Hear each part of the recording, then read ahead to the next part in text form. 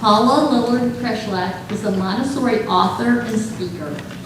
She taught primary and elementary levels and was the head of Forest Bluff Montessori School in Lake Bluff, Illinois for a combined 27 years.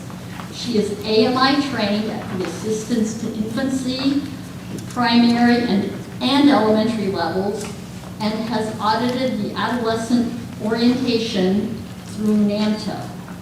Paula led Forest Bluff School's Montessori from the Start program for parents with infants and young children with her sister Lynn Jessen and their mother, Paula Pope Lillard, for 20 years. Her book, The Montessori Potential, was released in February 2023. And the title of her presentation is Montessori Practices Reflect True Principles. Let's strive for the potential. Thank you.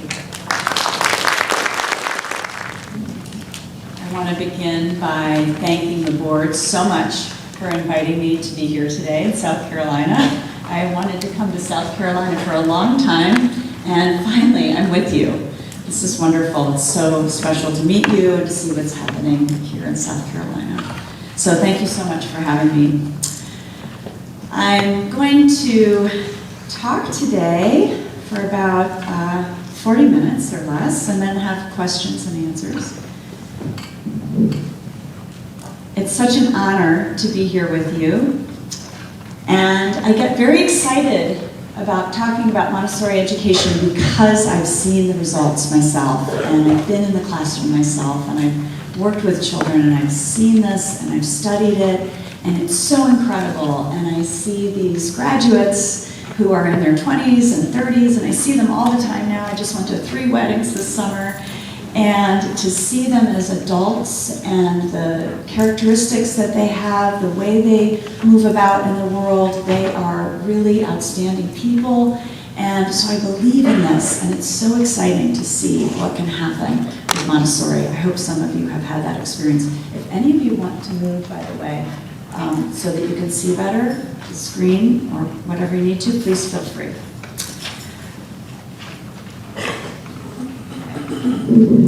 So, every one of these photos that I'm going to show you today, I love to show photos so that you can really get a feel for what happens in classrooms. And you might see some that you think, well, my classroom doesn't look like that right now. Or I have a lot of pressure to do things that aren't Montessori in my classroom right now. I want you to feel not discouraged by seeing these images, but inspired and excited about what's possible, and to realize that this can happen in your classroom too, and this is what we want to strive for. We're all on a spectrum reaching for that potential. We're all climbing along from our different trainings and our different experiences and our unique perspectives, and every single person here has something to contribute and something to give.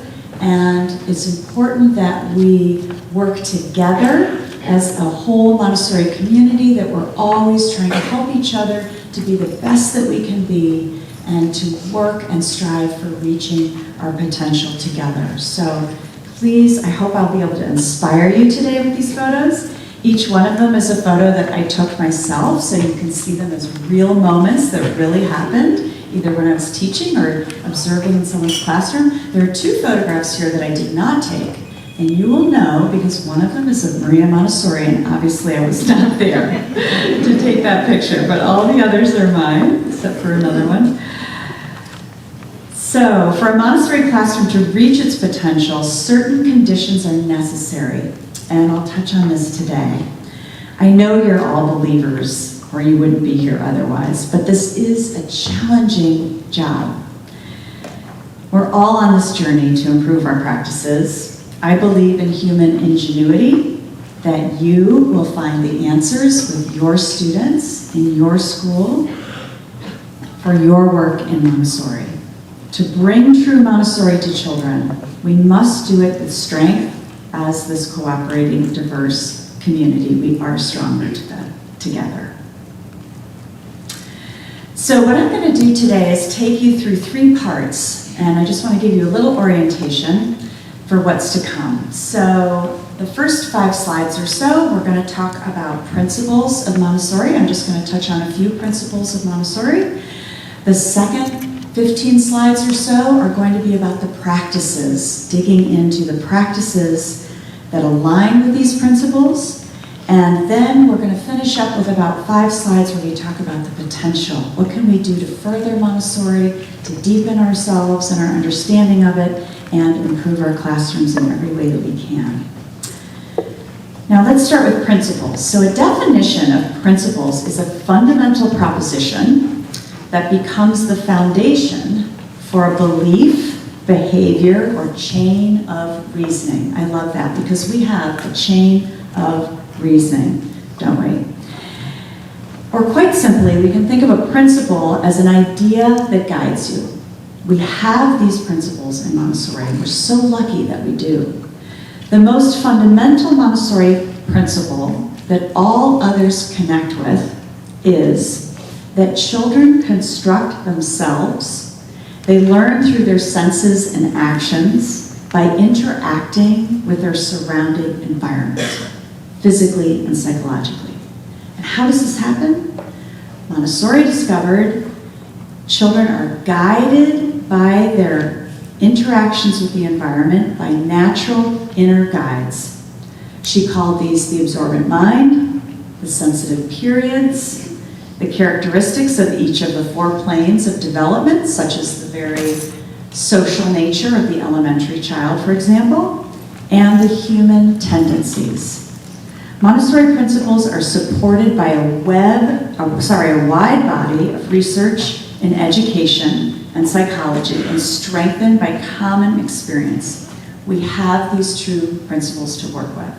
My sister Angeline Lillard is the professor at University of Virginia, you may have heard of, who's been doing a lot of research in Montessori and has provided a lot of research through her book, Montessori, the Science Behind the Genius. If you haven't seen it, very, very helpful. And all of that research that's coming out is supporting exactly what we're doing. The research is there, and it shows that Montessori is, in fact, superior to other ways of educating children. So we have the facts, if we do it right.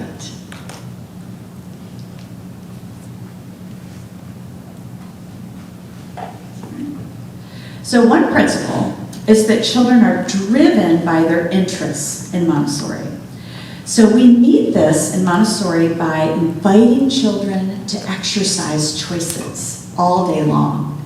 So they come in each morning into this primary classroom, and the teacher has already shown them how to do a few of these different Montessori materials, and the first thing they do is they make a choice. Each individual chooses something off of the shelf, takes it out, starts to work with it, puts that away, and chooses something else, so they're driven by their interests. You see the elementary classroom on the right side. This means that everyone's doing something different at the same time. If we're doing real Montessori, all the subjects are being explored simultaneously. And this is what I call exponential learning. So I describe that in the book that I wrote.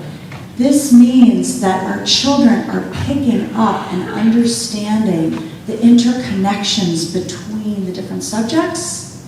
And it means that they're learning more than they could learn just by their own work, because they're picking up and they're, by osmosis, they're soaking up all this other information, and they're getting excited and interested in other things that they are working on in the moment.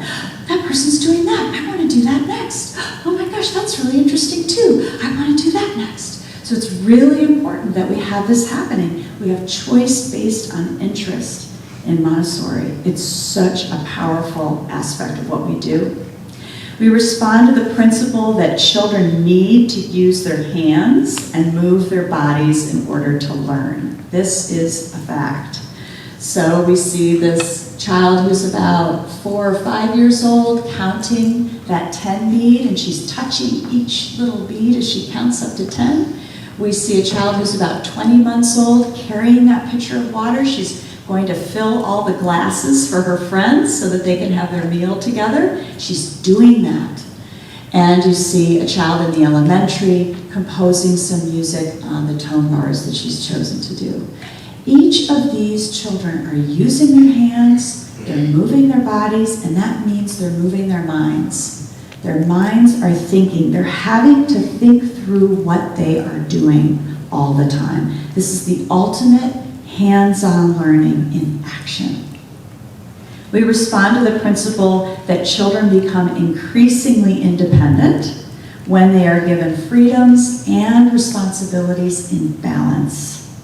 So we have this elementary child who is working with the grammar boxes, and she's studying the verb, the action word. She's going through each of the exercises, and she has the freedom to choose this, but she has a responsibility to do some work that shows that she understands this. So she might write about it, she might act out the actions with a friend. There are all different ways that she can do follow-up work, but she has a responsibility. You have to do something and show me that you have internalized this, you understand this. So she's chosen to write out the sentences. She's drawing the symbols there on her paper. This is her responsibility. This young man is writing in his work journal. He's in an elementary level, and so he's writing in his work journal what he's chosen to do for the day and recording all of that so that at the end of the week he can meet with his teacher and they can say, what did you do this week? Okay, you're making responsible choices, or maybe not, and we do a little steering and we can work together. So he's learning to be responsible for managing his time and his choices, but he's getting to exercise those choices, and the only way he's becoming independent is by getting the chance to try it, to fail and succeed, and to get guidance to become increasingly independent. Now, this won't happen, of course, if we give out assignments, if we hand out lists of what to do. You might have to do that for a period of time with a certain child. You might have to do that with children who are coming into Montessori who've never had it before and are not used to making choices. But we know that this is our goal, that we can end up here, and this is a wonderful place to be. This is where our practice of helping children develop their autonomy and decision-making aligns with our Montessori principle that children are driven to learn for themselves and direct themselves. Montessori figured out how we can give each child an individual education, an individualized path through the curriculum, and even branch off into more subtopics, and yet be in the same room learning together. I don't know of any other system that has figured out how to do this. So Maria Montessori figured out everybody needs their own individual educational plan, but we can teach them all in the same room, in community, by keeping track of what they're doing, giving individual and group lessons, recording all of that, and planning it. We have the skills and the ability to do this. We also know that warm, caring interaction is really key. Research shows that that facilitates the best learning. So we're giving our children supportive, respectful, eye-to-eye presence. This is where we're observing our children, we're watching them, and then we're responding to how we see they're handling things, or what their interests are, or what their abilities are, or where to take them next with the curriculum. And that means that teachers need to have the autonomy to be spontaneous and flexible. You need to be able to have the chance to do this during the day. So-and-so is wandering a lot. He hasn't been doing a lot of work. I'm going to show him something new, or I can see this child needs a review on this. I'm going to do it right now. I have the flexibility in the day to do this. The planning has got to be connected to this principle. Our planning of each day, our lesson planning, has to be connected to these principles. The last one that I'll mention here is the principle that children learn from each other. We know this, right? In Montessori, cooperative learning is woven into the presentations themselves, facilitated by the concrete materials and the game-like activities that we do with the children. And I don't think other educational approaches have this feature quite the same way. And you see that these children were not told to teach each other. They decided to. And because there are children of different ages in the classroom, the older children very naturally love to teach the younger children. Sometimes I've seen younger children teach older children. It's just about what you know and what you're able to give each other, and they love it because they see the teacher popping around doing that all day long. It's very natural to them. So you can see that they're helping each other to learn all day long. So they really learn how to collaborate. It's not just something that we give lip service to in Montessori, we actually do it. It happens. Now, many schools and systems, both conventional and progressive, will claim to address principles that are similar to the ones that I just mentioned and to reach great results. But they cannot show you where and how they make this happen. So administrators in the audience, this is really important to keep in our minds. In Montessori, we can actually show where and how we are doing this. For each of these photos, I bet that most of you could explain what's happening, why, and how. We have the evidence in Montessori, so this is a tremendous advantage that we have. So you can see this, these two children in the first slide. One 5-year-old is helping another to review the names of all of the countries in Asia, perhaps even the capital cities of some of these countries. And they're just very respectfully working together, enjoying it so much. The second slide, you can see this child has chosen this work. He's completely engaged in it. It's challenging for him. He's cutting these strawberries. They're going to serve them later to the group. You can see the action happening. You can see the focus and concentration. Another child here, you can see rolling apron that he saw was messy, so he's taking care of the environment. He was able to spontaneously stop and control his movements and do this for others.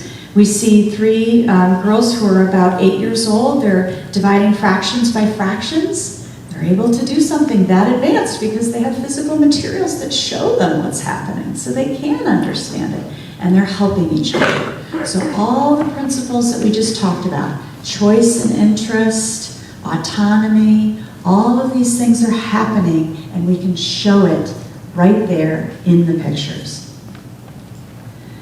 Now, Maria Montessori, here she is, later in her life, she observed. She was a scientist.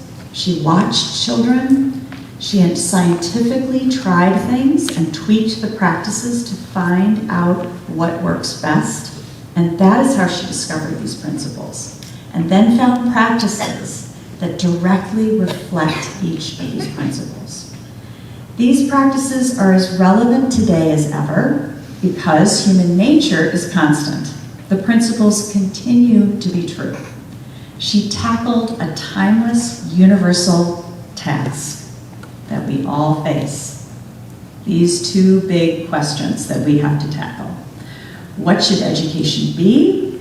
And how do we fulfill our task as educators? Essentially, what are the principles we should be following in education? And what practices are we going to put in place to meet those principles? So the answer to that first question is one I've found any audience agrees on. Every single audience I have ever asked that question says the same kinds of things. They'll say, think creatively. We need to help our children learn to think creatively, and education should teach that. Our children need to solve problems. Education should teach our children how to solve problems. Children need to learn to innovate for tomorrow's unpredictable world. Education should teach our children how to innovate. Persevere. Our children are going to need to have to know how to persevere through so many things in life. Education should teach our children to persevere. See failures as steps to success. Education should help our children feel that failures are part of it and that they're steps to success. Education should show our children how to work together with other people that we need each other, that we're better when we work in teams. And we need to have our education help our children adapt to changing times and new circumstances, because the world is constantly changing and there are always new circumstances. We can't prepare our children for something that is preset, right? This is the math, you should know that these are the languages you're going to need to learn how to speak. We don't know what's going to happen. We don't know what's going to happen with technology, what it's going to be like for them by the time they're adults. We have no idea. So we have to help our children to be adaptable so that wherever they are, whatever is happening, they can be adaptable, they can adapt. Everyone seems to agree on this. This is it. So then we have to think, in conventional schooling practices, do they connect at all with the outcomes that most people agree are necessary for children to learn? Where and how are these children in a classroom setup like this learning to think creatively? How are they learning to innovate? How are they learning to see failures as steps to success? How are they learning to work together? How are they learning to adapt to changing times and new circumstances when they're stuck in the same model, right? Any of you could probably see why these principles are not being met in this situation. The conventional model assumes different principles. This model of teaching children this way assumes that children learn at the same pace. It assumes that they can all abstract information the same way.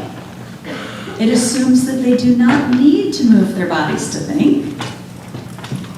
This model rewards conformity. It rewards competition. It rewards public performance. It tells children that you need deterrence and rewards to get children to learn and acquire information. You think, what are we doing, right? Why are we so stuck with this? Well, the fact is that most children do not learn best listening to lectures or even from watching a video, but by doing. Think of how your children learn to walk and talk, not by being strapped still and having to watch something, watch other people doing it. They learned by trying, right? All because all of that natural drive was inside them, pushing them. They already have a teacher inside them telling them, move, do this, move your body this way, that way. It's like a miracle. They learn to walk and talk, right, by nature. Maria Montessori saw that the child has within her an inner drive to explore and all the tools she needs for teaching herself. We only need to recognize and work with the nature of the child. Maria Montessori showed us how to do this. This is the main principle we're working with that all the others relate to, right? That the child forms themselves. We're here to help. The child is active, she explores, and this is how she learns. That's my daughter, by the way, when she was very little, and now she's 20 and she's in college. If we consider the nature of how children really learn, then our schools look more like this, right? So I'm going to ask you for a little participation for a moment. What principles do you see reflected in the practices here? Can you shout out a principle that you see in action in this picture? Collaboration. Collaboration. That the children are observing. Observing? Okay. Yes. Some of them are watching the others, I think. They're learning from each other. Learning from each other. Warm and caring. Warm and caring interaction. Perseverance. Perseverance. Right? This is hard. Individualized curricular plan. Yes. Enhancing Yes, they're doing different things in the picture, aren't they? They're not all doing the same activity. Use of hand. Sorry? Using their hand. They're using their hands. Probably their bodies a lot too, right? They're getting up and going back and forth to the shelf to do a lot of exchanging with the numbers. When they reach a certain number, they need to exchange and go get more material for this golden bead material. You're brilliant. All right.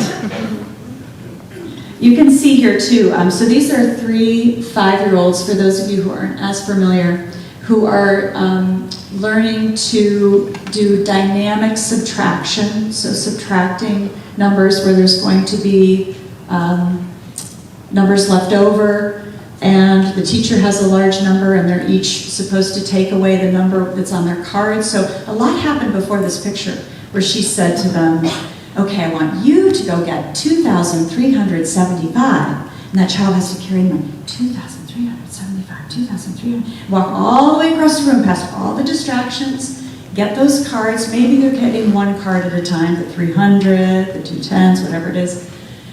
They're putting it together, then they go back and now they're counting out the amount, the physical amount, how many tens, how many hundreds, how many thousands that they're taking away from her. Not in that order necessarily, of course. And they're watching each other, they're counting, they're helping each other, but there's a lot of memory that's happening in there. There's a lot of understanding of the different categories that are happening. They're 5 years old.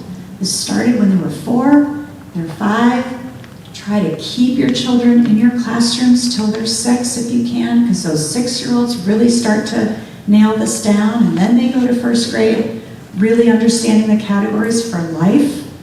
So having those 3 ages is so powerful. The child sitting next to the teacher is doing something more advanced. He's memorizing his equations, perhaps addition or multiplication or division, but he's memorizing his equations and he's writing them down to really study them because he has an absorbent mind that he'll never have again. Before age 6, they have this ability to absorb and memorize things that we're never able to do in quite the same way again. So now's the time. He loves it. He thinks it's so exciting to memorize these things. It's never going to be that fun again. And then the little 3-year-old here, he's getting a preview. He's listening to them say 1,000, 2,000, 3,000. That's getting in there. So our children are getting previews. They're getting repetition as they work with it again and again. It's so much fun. It's like a game. They keep wanting to do it. And they're getting review. They're hearing it again.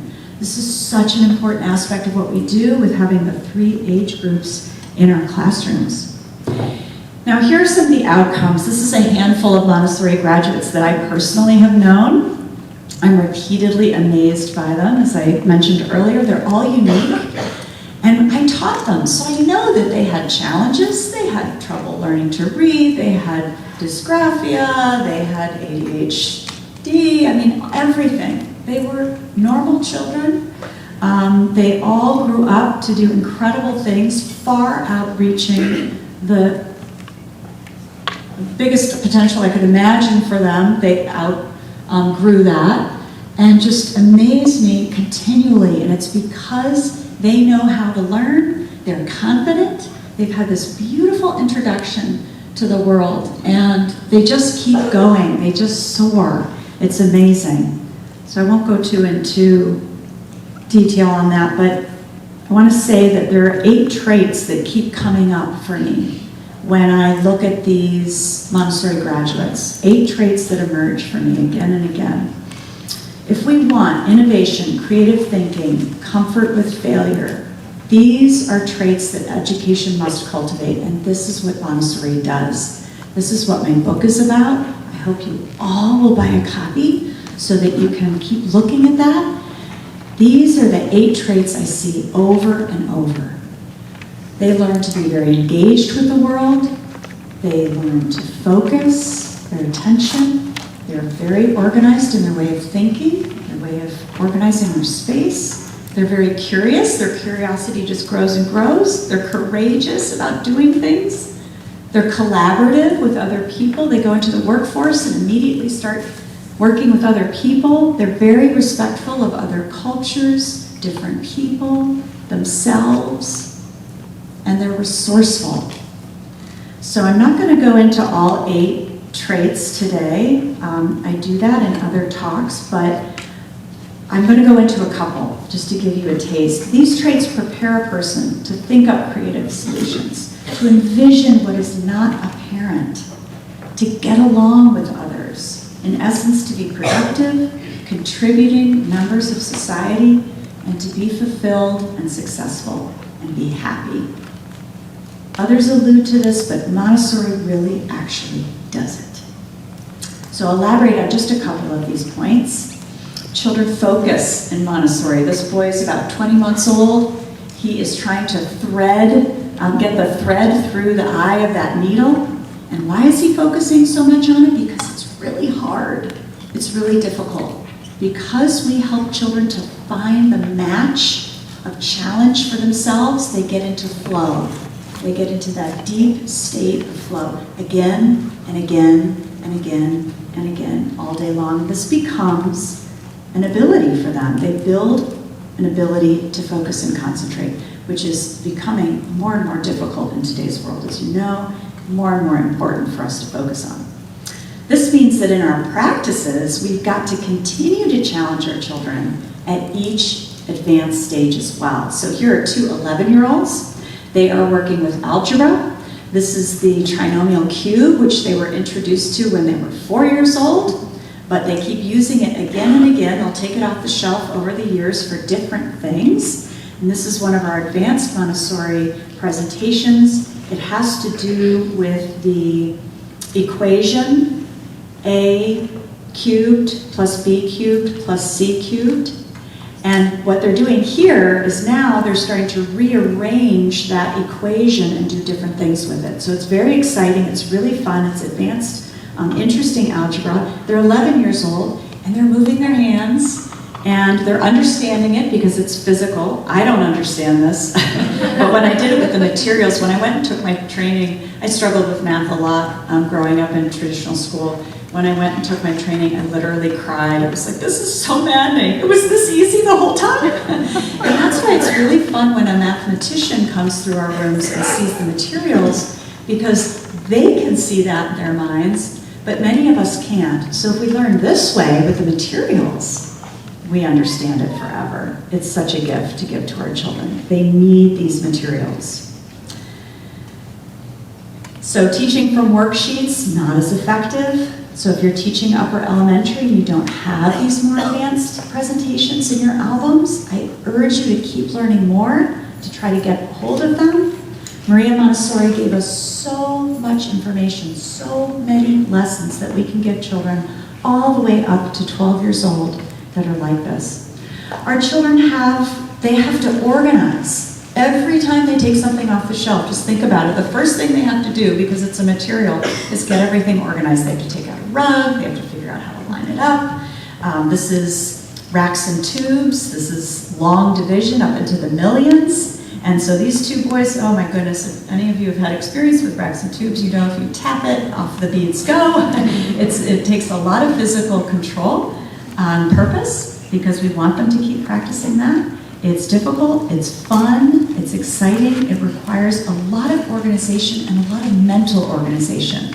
So they have to be thinking, I have to start with the millions, because this is division, we have to move in this direction, here's my number on the paper that corresponds with the 100,000s, with the 10,000s. I'm carrying it down on paper. I'm doing it at the same time with the beads. I understand why I'm taking away this number, because this is where it is on the board. This is so important our children have these experiences. This means that in our practices, we must show children how to create basic outlines and give them guidelines to insist on consistent standards. So when children have some great idea, they come in and they say, we want to see what happens. You showed us what happens when sugar is boiled. We want to see what would happen if salt was boiled. Oh, what a great idea. So we have to be able to have the spontaneity in our lesson plans that we can say, yes, you can take some minutes to do that. So let's think this through. What are the materials you're going to need? What's the safety you're going to need? When are you going to do this? Let's write up the steps. All the children can do all of that when they're 7, 8 years old. If we take the time to show them, then they take off with it. They show the younger children, and you start having that be a part of your classroom. So letting them go through following their interests and being excited about it. But they need to be able to draw it to keep the momentum going. Not giving them a worksheet to fill out. We're saying, okay, what do you think? What do you think? To really get them to think so that they can organize their thoughts. So in this picture, we have some children doing decimal fractions with this big board. They're doing work with decimal fractions. We have a boy building the pink tower, of course. 2 children who wanted to do some research on fossils. They went to the library, they got books, they went to the museum, talked to experts, wrote up everything, presented it to class. Had so much fun following their interests. And these boys, of course, are doing an experiment. So keeping it original and letting them be creative as much as we can. So much gets accomplished there. You end up editing with them, helping them to write, helping them with their handwriting, helping them with their organization. They're learning science skills. They're learning how to collect data. So many things happen just because of their interests. You can follow them. Curiosity. Children are naturally curious, but in Montessori, we cultivate that. We tap into original potential by sparking interest and then guiding children to take their curiosity and make projects out of it. So their curiosity drives their education. And that means you have so much variety in your classrooms. I learned so many things about the most obscure topics when I was teaching elementary. And these boys are studying sharks and making a chart about it. I'm going to tell the whole class about sharks, something that was not in the curriculum, but now they're all going to know about sharks. This means that in our practices, every time we present something, we offer a couple of ideas of what children might do with it. We support them to explore with guidelines and expectations, making it real. These girls are going outside to find botanical specimens, to examine. They're going to illustrate them and label them. And that might not have been, the specimens they're going to find outside are not necessarily the ones that were in a textbook or something they were supposed to learn about. But they're going to learn about what's right outside their door. Everyone's going to learn about it. You never know where it's going to go. And then we have adolescents. I'm so sorry this is my only photograph in here of adolescents because I have lots of photographs of adolescents as well, but these adolescents are on a work trip. They are building a structure. They're making sure it's level before they fill in the soil around the board that they cut together. And they're doing this on their own. I'm curious to find out what they can do. And finally, our children are resourceful. Montessori fosters resourcefulness every day. This little boy, who's about 3, needed to find a way to get his shoelace tied. He was walking around, his shoelace was untied. He knew this was going to be a problem. He saw that the teacher was busy, and the assistant was busy, and so he went to a friend. This cannot happen in a classroom with too many adults. They can just go to an adult who will help them. Resourcefulness is forced, in a sense, by the sense that we have so many students that they need to go to each other and they need to stop and think, how might I solve this problem first before I go to an adult? And it's funny, you know, when I was working on the book, I had 7 traits. And I was traveling around looking at colleges with my son, and we went to a college where one of our graduates was there, and I asked if I could meet him for coffee, and I said hi, and I said, you know, I'm writing this book, and these are the traits, and what do you think? And he said, yes, right, I see all those things in myself, and I notice that in other people. But Mrs. Preschlag, you forgot the most important one, resourcefulness. He said, I find that I am able to be resourceful in ways that I see my peers are not. They think, who's going to tell me the answer? Where should I get the answer? Who's going to show me how to do this? And I always think, I better figure this out. And I see that and hear that a lot from our graduates. They'll say that they're in the workforce, and so many people they're working with say, I didn't get the training for this. How do you want me to do the project, to their boss? What do you want me to do? And she just says, I just roll up my sleeves. I had no idea how to do this. I've never taken IT. I went home, I read the book, I looked it up, I figured it out, I studied it, I put together a project, I created it, I came into my boss and they said, oh my gosh, can we clone you? Like, this is exactly what we need, right? These are the people that we need in the future. We're helping them build themselves right here. resourcefulness. So it's okay to not have an adult for every single child. And sometimes that's a little bit messy for a little while, but it will work out. Montessori said the more the better, and I know how hard that is because I've taught in the classroom. So, but I do know that this is what we want to be thinking about. They become our little helpers, and I'm going to be talking later today about grace and courtesy. I hope you'll come to that. That's where we help our older children to become the helpers for these younger ones. And that's how we end up being able to sit back and actually teach, right? Is you have a classroom of children who want to help. Resourcefulness in practice also looks like this. Children learn from us that the resources are all around them, that the world, you remember the picture of my daughter when she was little going to the shelf? The world has information out there to explore it. The answers to their questions can be found in their environment. In our practices, we provide this environment and we link the child to it by showing them things, but we let them do the exploring. This repeated experience every week, every day builds such resilience and perseverance. Naturally, it really shows when they're in college and the workforce. And this differentiates Montessori alumni of all ages, all types, everyone from everywhere. It's not for a certain kind of person, all children, everyone. So take a moment today to think of what you can do, practical steps, back in your school. I'm getting into our final 5 slides here. Next week, what can you do? This is where you strive for your potential of Montessori. For example, you might take the time to clean out your classroom tomorrow and simplify so that the real Montessori materials stand out.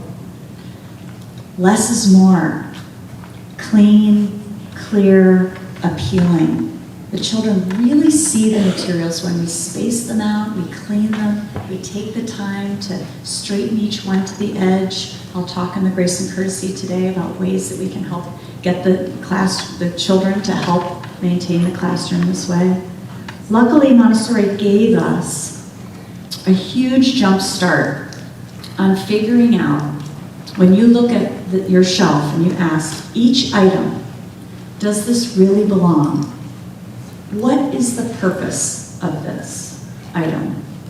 What principles come into practice with this activity?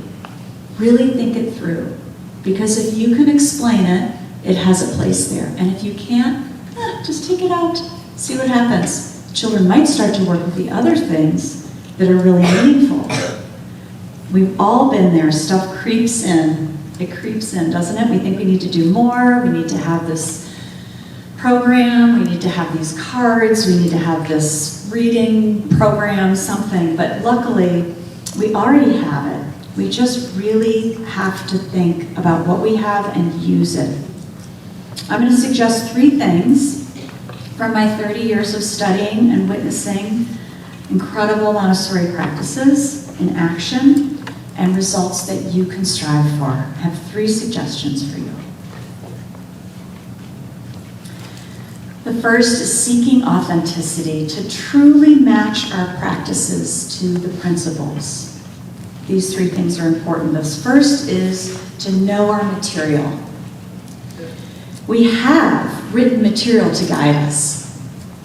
Maria Montessori wrote so many books. And if we read them, and we really study them, and we observe in our classrooms, and we really reflect on what we're seeing and try to connect it with what's in those books, it will come alive. And you might just buy one of her books each year, just buy one, maybe The Absorbent Mind. It's heavy, and it's got a lot of deep ideas in it, but I have found if I read just 3 sentences or 1 paragraph before going to bed at night, 9 times out of 10, for some weird reason, it was exactly related to something happening in my classroom or something I was trying to figure out with a child that I was struggling with. Like, where did that come from? It's in there, but we do have to go looking for it. So we read our fun novel and we do what we need to do to relax our brains. but also take a few moments to do your study, because you will find that it makes you understand better what's happening in the room, recognize things in children. It makes a big, big difference. And reflect on it. Slow down, watch, think in the classroom and outside of the classroom. Montessori is not a formula to follow. This is very frustrating for some people. It's not a formula to follow. It is not a checklist of tasks. It is a living, breathing approach, and we must carry it out as Maria Montessori did, like a scientist. Not because we worship her as some personality, but simply because her way is how this works best. She tested it and tested it and tested it. She tells us here what she saw and shares her insights. This writing is the guide for our work. We're so lucky that we have that. Nobody else really has that principled guide that we can go back to. So just purchase one a year and really study it. You will learn so much. You can do this for the rest of your life and not run out of material. The second suggestion is to discuss your common task with colleagues as a school. We do this at Forest Bluff School, where I'm from, and it really deepens your experience. So we like to take a book. We usually do one of Maria Montessori's books. It could just be even a chapter. It could be some Xerox pages, but we take writing, Montessori's writing, and then when we have our weekly staff meeting, the last hour we spend just discussing a book. Could be my book, could be one of Paula Polk-Lillard's books about Montessori, could be one of Maria Montessori's books. A book that we talk about the chapter, we talk about what we read, what do you think, we have a group discussion. And this is so powerful. I can't recommend it enough. It bonds you to each other, you get to know each other, you're all so different from each other, and it really helps you to help each other.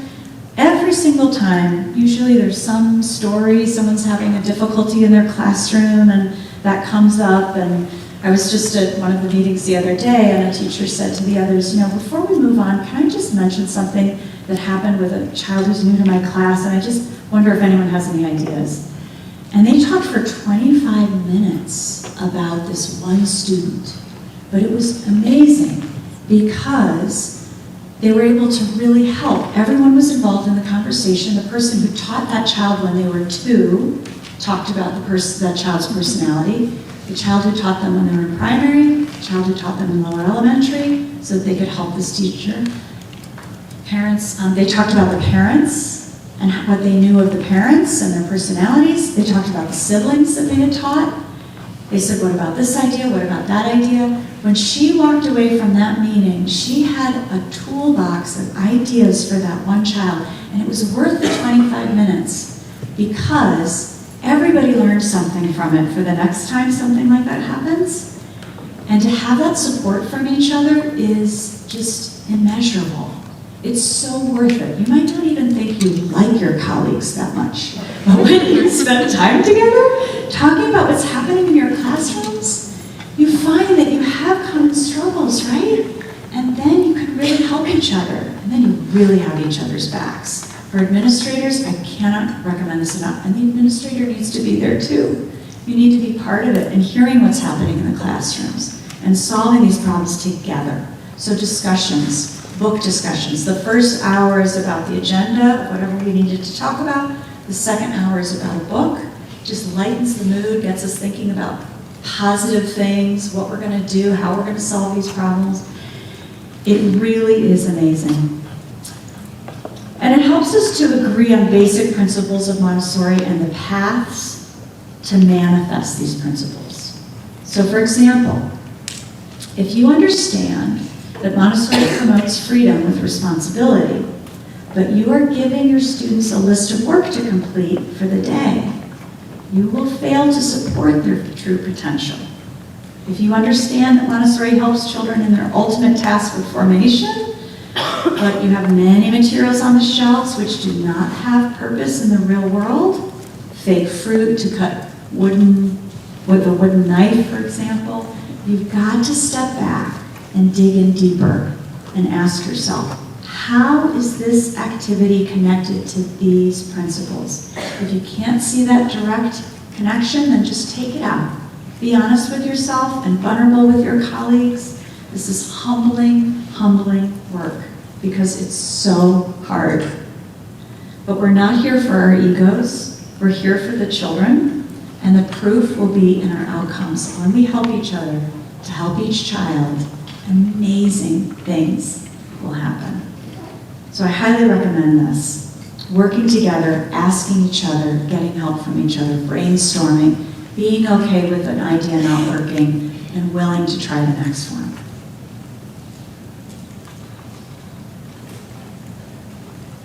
Okay. And thirdly, look for characteristics that Montessori fosters. These were characteristics that I noticed. You might notice other things, but whatever you notice, strive for that potential by being a scientist in your teaching. Observe and jot down notes each day. What are you seeing? Especially if you're feeling really beaten down, write down 3 amazing things you saw each day, every single day, and read that before you go to bed. You will find more than 3 things if you really look, but it helps so much. Remember, Maria Montessori was writing notes about what she was seeing, and she kept saying, I'll believe it next time, I'll believe it next time, I'll believe it next time, because she could not believe what she was seeing happen. And it wasn't all easy. I'll talk about that in the next session. It wasn't all easy. She saw a lot of difficulties, but we will see things happen, and we've got to take notes. Look for the positives and make that a daily habit. You'll acquire anecdotes and signs that what you're doing is working. Share those. Share them with your administrators. Share them with each other. Administrators, share it with your teachers. I used to tell teachers all the time, I'd walk into their room and they think, oh no, someone's watching. And they would think it's a disaster. They see all the things, right? When you're teaching, you see all the things that you wish weren't happening and the things you wish were happening. And I would walk out and write them a note and say, that was amazing. I saw so-and-so concentrating. I saw so-and-so helping so-and-so. I saw this beautiful moment where this was happening. So it's really important we share with each other what we're seeing, looking for those characteristics. We will not see such characteristics emerge if we don't stay focused on the principles and practices we have established. We are lucky to have an authentic, holistic approach. I challenge you to ask me if you think of something that you think is not connected to Montessori, because if you really think about it, it's all there. It is a holistic approach, and that's why it lasts. It's timeless. It's for any time and place. In many other schools and models, they're constantly changing the curriculum, the computer program, the latest textbook, the latest teaching style. It's a money-making business. I hate to be negative, but it is. And that drives those choices, not the teachers. The teachers aren't driving those choices. You know what to do if someone puts a child in front of you. So it is really important that we keep trying to push back and show people why this is working. This is working. Look at what happens with it. But let me do it. I need to have the freedom to do this. I hope that my book can help you to communicate that to people. There are progressive educators out there too, founding new schools all the time. We're going to have the new blah, blah, blah approach. We're going to make up a new one, trying to invent the wheel over and over again, wasting a lot of time and energy. They don't know about Montessori.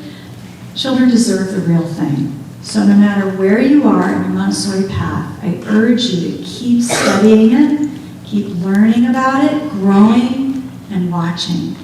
You might even save up and take another Montessori training course. The more you learn, the more fascinating and rewarding your work becomes. I promise. That's why I kept going. I just want to take another training course. So finally, this is my last slide with a picture here. This is a girl that we taught at our school, a Montessori alumna. She just completed a goal that she had set for herself of running a marathon. And I love it. I love the joy on her face. And it's important for us to remember the joy of this work, to cultivate the joy in our classrooms. It's true that marathons are hard. We are in the midst of this hard work of teaching and directing Montessori schools, but we can do it. I am excited about the future of Montessori. We need to help each other. It is worth it. This woman had Montessori from the time she was 18 months old until she was through the 8th grade. What a gift. She has that in her forever. And now she wants her own children to have it as well. So, I hope that you'll stay connected with each other. If you came by yourself, introduce yourself to someone today. Sit next to someone at lunch that you don't know. Try to meet someone else who's in the same region. And maybe you don't have many people at your school to do a book group with, but you'll meet somebody you could do it with online, or that you can drive to each other's houses a couple times a month and have that camaraderie. It's so important. It's why you're here at a conference. So today is about connecting and committing to the work in community. You are not alone. Thank goodness for this wonderful board for bringing you all together here. You can find free resources on this website here that I have, and daily posts to inspire you on social media. I encourage you to stay connected. The book is for sale in the hallway. I'd love to sign your copy and write a message to you and meet you. I ask you to please help me to promote Montessori to parents, to public school leaders, to politicians, to school boards, and young people thinking of becoming teachers. I hope this book gives you a way to do that and to help you spread Montessori to more children. And I just want to close by saying I appreciate the incredible work that each one of you is doing every day in your classrooms. You are doing the hard work, and in your schools, in your hallways, to make this happen for children. And it is miraculous, and it is worth it. And even on the worst day, you are succeeding with some of it, and it's really meaningful. It's changing children for the future and helping them to be the best people that they can be, to follow those inner guides that they have. So thank you so much. I'm happy to answer questions now. And thank you for being such a great audience. So wonderful. Thank you.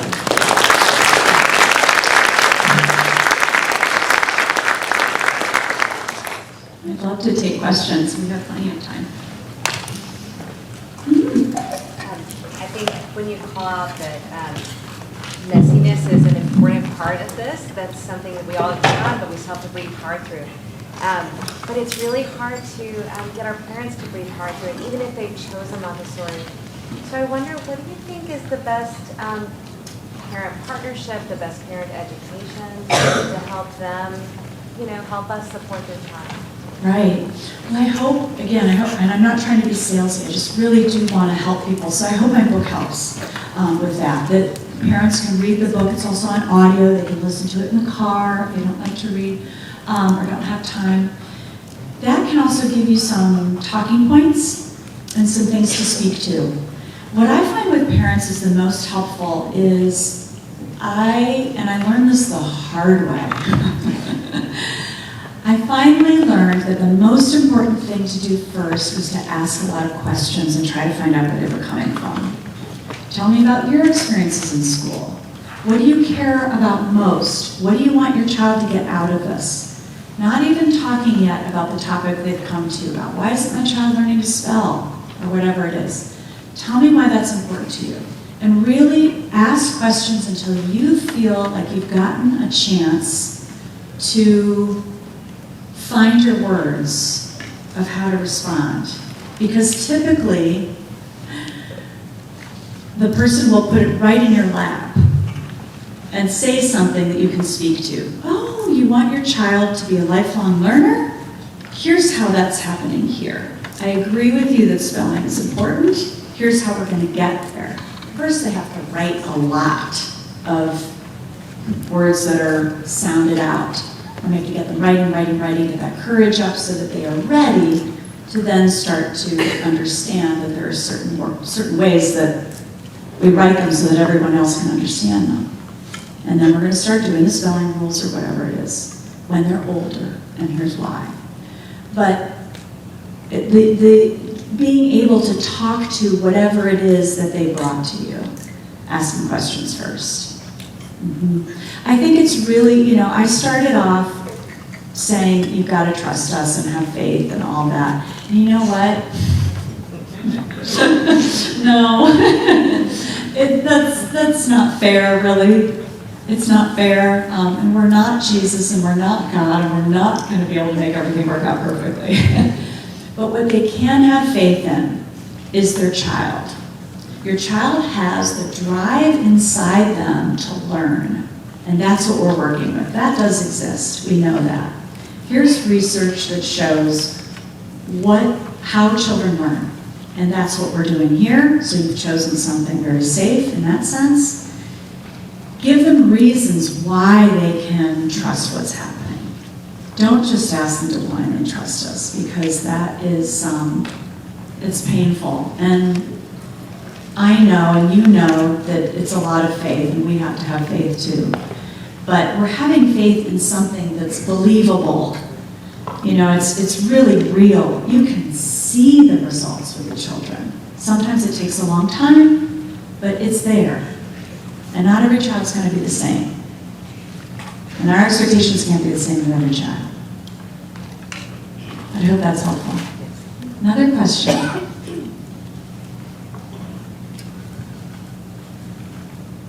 Keep it coming. Question. Yeah. Can you repeat those questions that you said at the... Yes, I'll repeat them back so that, oh, sorry, which questions? Tell me about the experience of your...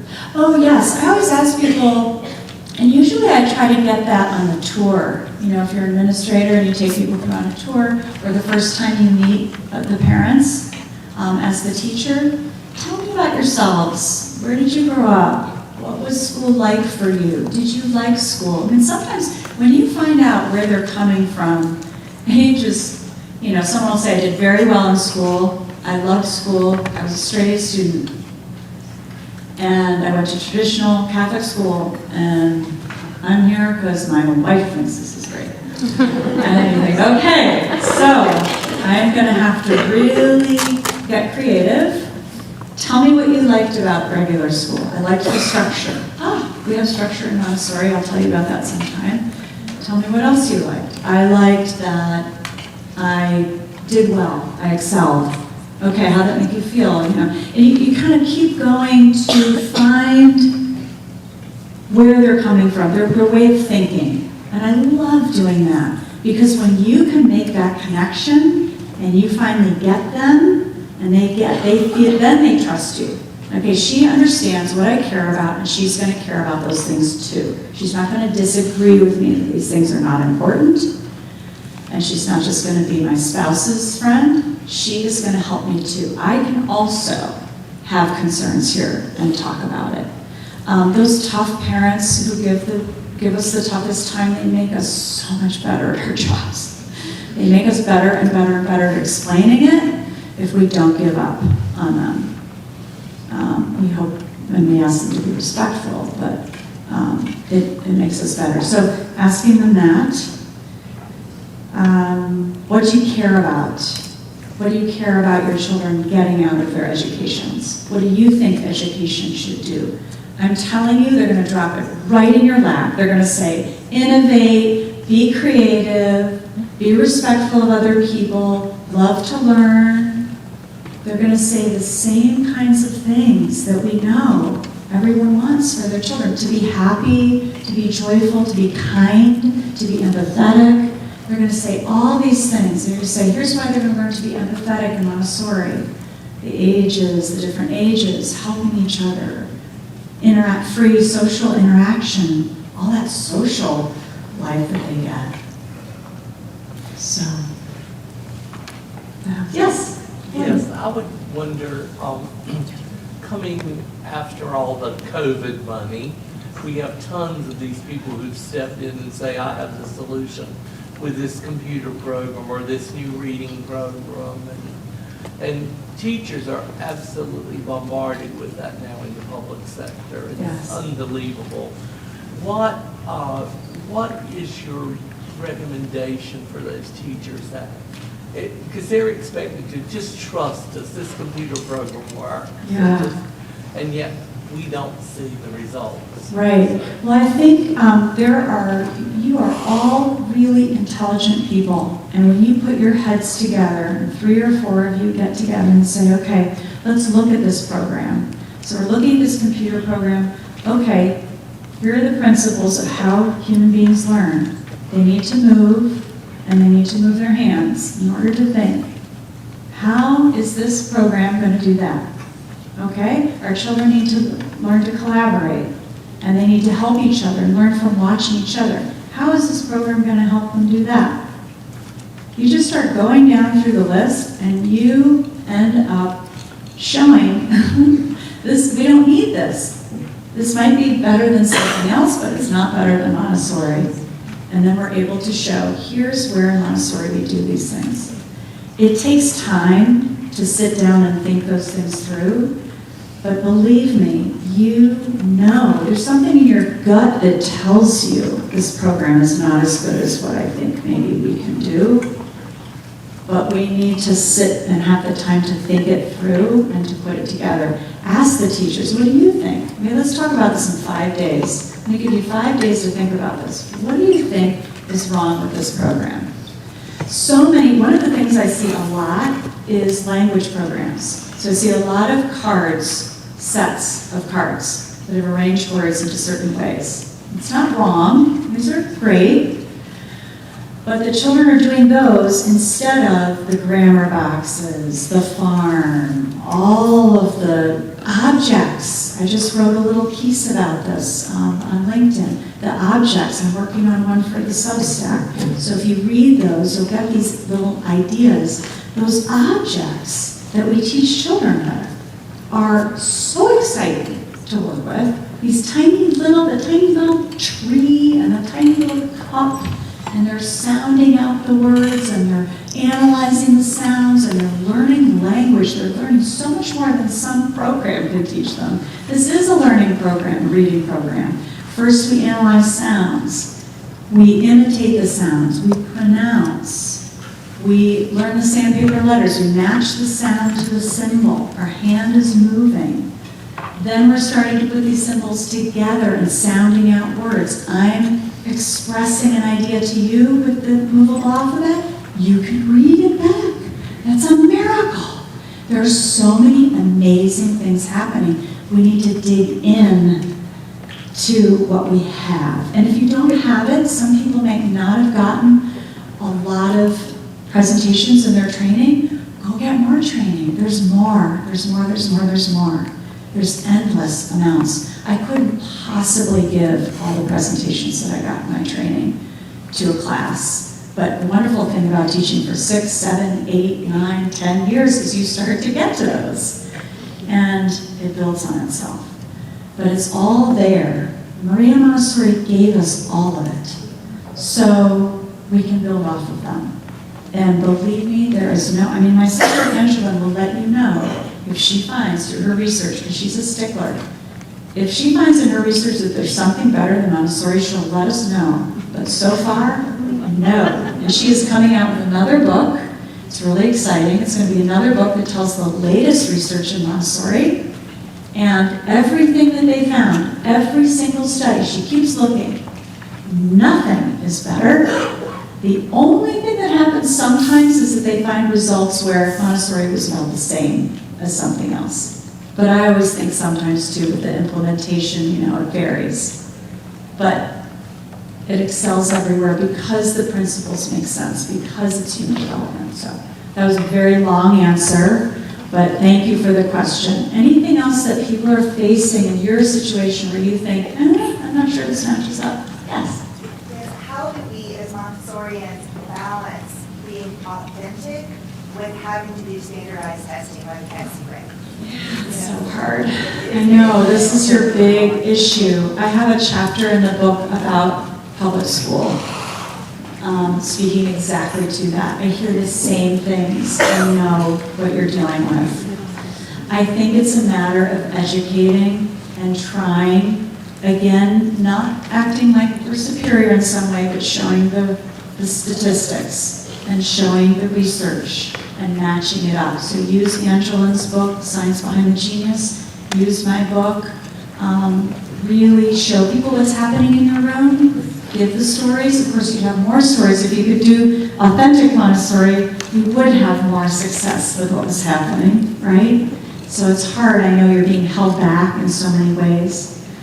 I think we just have to do the best we can while we're working through what I pray is a stage. Because here's the thing, Floyd was just mentioning all these programs starting after COVID.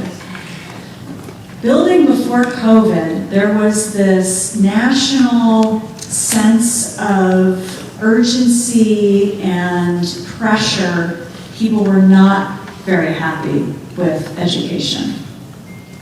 COVID blew it up, right? All of a sudden, parents were looking over their children's shoulders to the screen and saying, that is how they're teaching you about pirates, and saying, hey, mate, that's your lesson for the day? What's going on? So they got furious with the whole thing. And now we have everyone scrambling to try to figure out what should we do? How should we solve this problem? Remember the picture, the two big questions. What should education be? And how are we going to help our children with this? So it's an opportune moment to show people this actually works. And you can say, my classroom might not be the greatest example right now of how it works, but let me show you why we know that this experiment is worth it. This is an experiment that's been done over and over and over for 150 years and has been working. Ask your administrator to go with you and fly to go see a school that you've heard is really excellent and authentic, and go look at it. Find videos, Montessori, the MontessoriGuide.org, MontessoriGuide.org has lots of videos. AMI posts tons of videos where you can see children working and what it looks like, and hear from AMI trainers. It's all free. So when you are able to show people, we just have to keep trying, and we have to keep insisting. And most people will say, oh, I know Montessori works, it's just that. And then we have these rules, right? So we have to just keep trying to reach the top and the people who are, that's why I mentioned politicians. Give my book to politicians. But I'll tell you one thing, I'll just end with this, because I know this can be discouraging, it's really frustrating. Sometimes I think of Maria Montessori and what that must have been like. She was unusual, she was very brilliant, and she went around telling people about what she'd seen, telling people about how this was going to work. And then people went off and did something kind of different, and it didn't really work, and it was so frustrating for her to watch. And then she'd start all these schools, and it would be working, and then she'd leave to go somewhere else, and someone would come along and close all those schools up. Mussolini did it, Hitler did it.